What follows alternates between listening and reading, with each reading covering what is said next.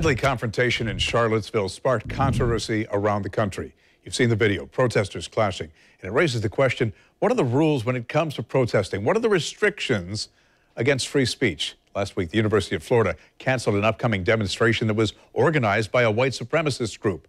Let's talk about this with local attorney John Phillips. You know, John, the question becomes, is the alt-right, are these white supremacists, these neo-Nazis, using the right to free speech to say the incendiary things that they do? They are. The free speech is meant to be more of a shield and not a sword. And that's the problem, is we're seeing people use it to engage.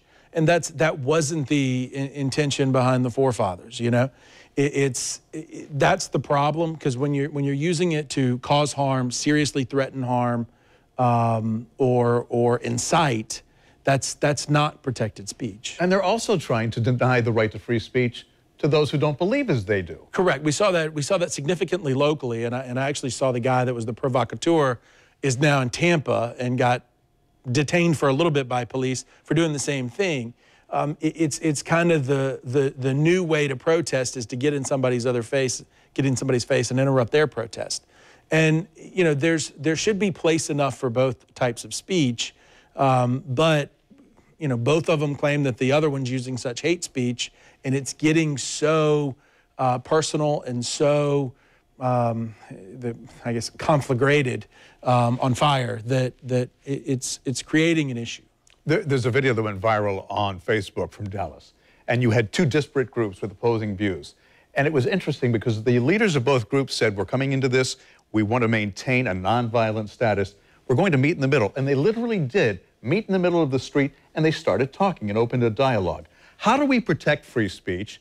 Make sure, and the ACLU has come out and said, those who were there, who were the alt-right, the white supremacists, they do have the right to free speech. But how do we make sure that boundaries are respected? That's just it. You know, and the problem is it puts such stress on law enforcement, because it's not law enforcement's ultimate responsibility to make sure everybody's abiding by the rules. That's our responsibility. It is. We're supposed to be following the rules. A lot of people don't know them. But harassment and assault, you can use, words can cause assault.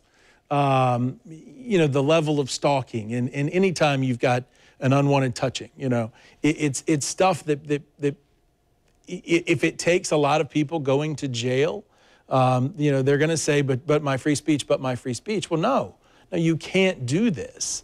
And that's a significant problem, and we're seeing it more and more, hearkening back to the 60s and 70s. How do we hold people accountable?